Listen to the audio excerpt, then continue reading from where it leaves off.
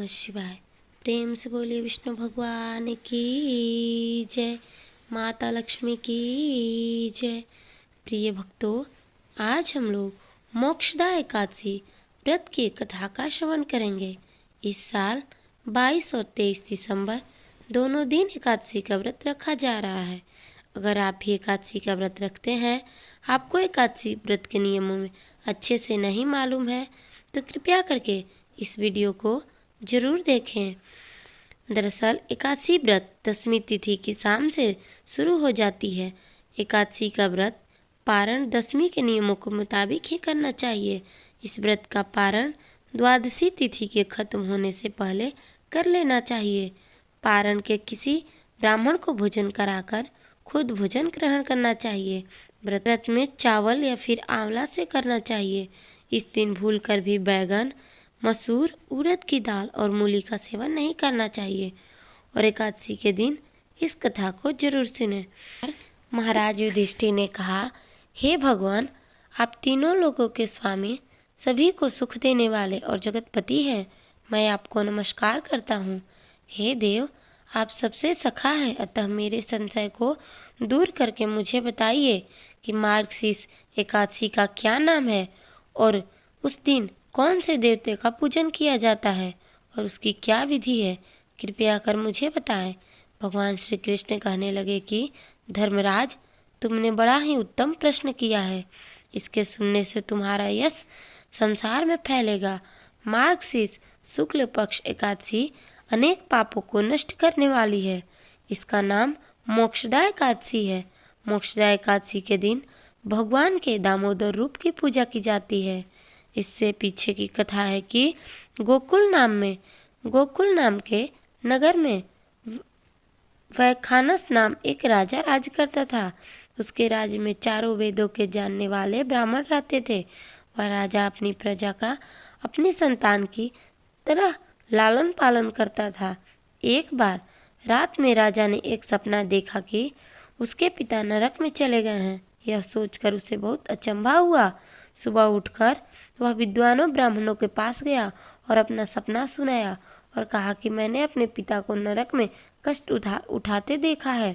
उन्होंने कहा कि हे पुत्र, मैं नरक में पड़ा हूँ, यहाँ से तुम मुझे मुक्त कराओ।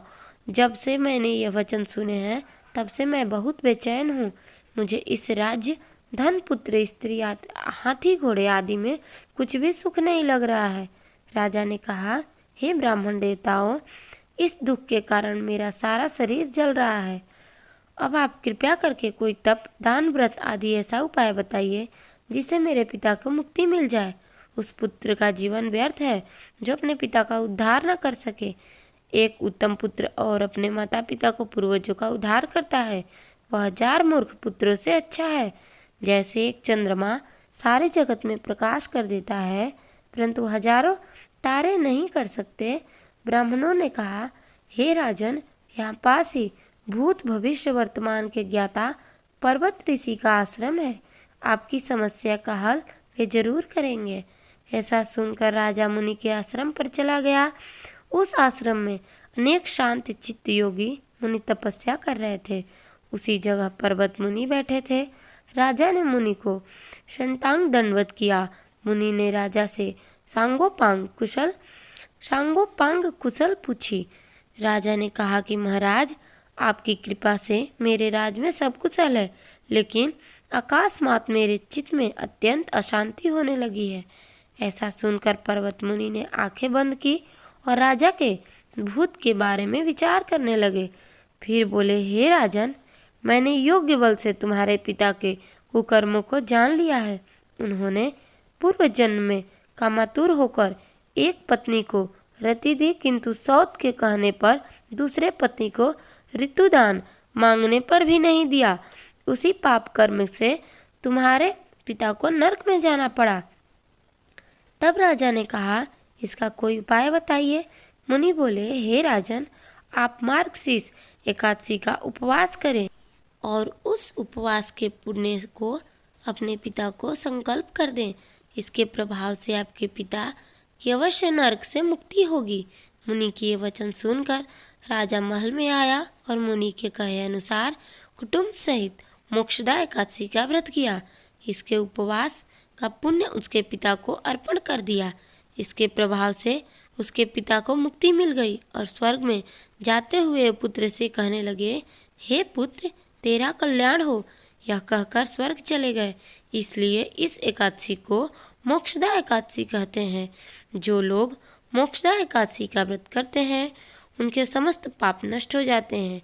इस व्रत से बढ़कर मोक्ष देने वाला और कोई व्रत नहीं है। यह दिन भगवान विष्णु की पूजा करने का शुभ दिन है। जो लोग भगवान विष्णु की पूजा करते हैं उन्हें सभी सांसारिक सुख, शांति और समृद्धि का आशीर्वाद मिलता है।